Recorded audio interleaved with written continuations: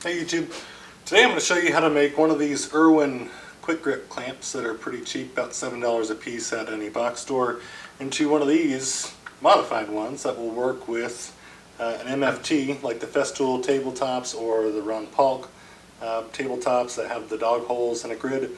I have some Festool ones that are great. They're really quality made and they come at a quality price.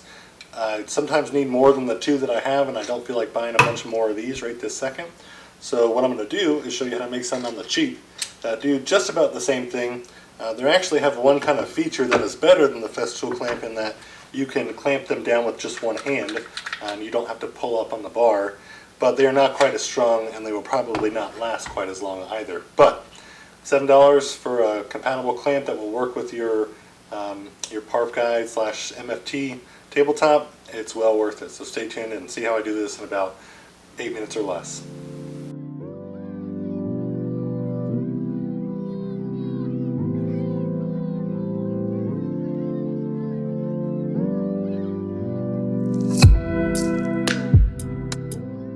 Alright, to start off you're going to need one Phillips head screwdriver. There is one Phillips head screw with a little nut on the back holding the outside jaw. So just pull that screw out, and then tap the bolt out and slide off the jaw. It's a little stuck, but it's got some gunk on it. That comes off relatively easily. The next part is probably the hardest part, and there's a little retainer pin right here past the hole, and that pin keeps the jaw from sliding down as you're trying to use it, but it's in the way, so we're going to take it out. The easiest way I have to do that is with a punch, a combination of a punch and maybe sometimes the little pair of vice grips. But what you're going to do, and I haven't explained it yet, but this pipe is because I do not have a metalworking vise. I have a wood vise, and if we're going to use flame here in a little bit to make this bendable, I don't want to mess up my vise. So just grab yourself a pipe clamp that you've got laying around the shop and put it in your wood vise, and now it's going to be instrumental into all the things we have to do. Very easy. So I'm going to take a regular punch. I'm going to put it on. You don't need a punch. I think you could do it with pliers, but it's easier to get it started, I think.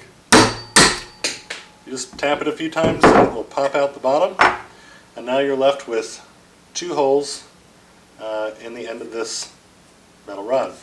Now we need to bend this so that it faces this jaw.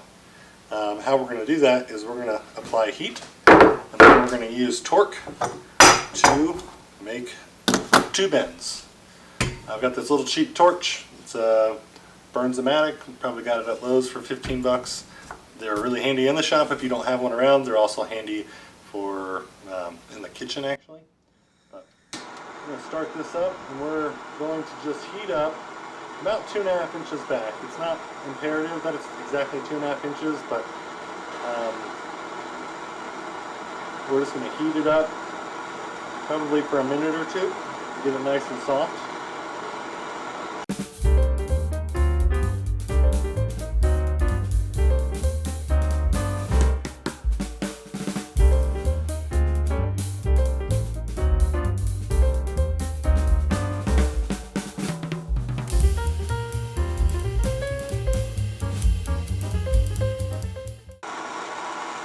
I think we're good here.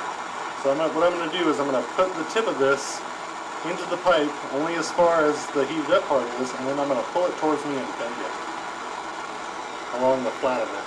So we're just going to put it in here, right where it's heated up at, pull it back, and just bend it to close to 90 degrees. We can fine tune this later if we have to. I think that's about 90 degrees. Take it out and look at it. It looks pretty good.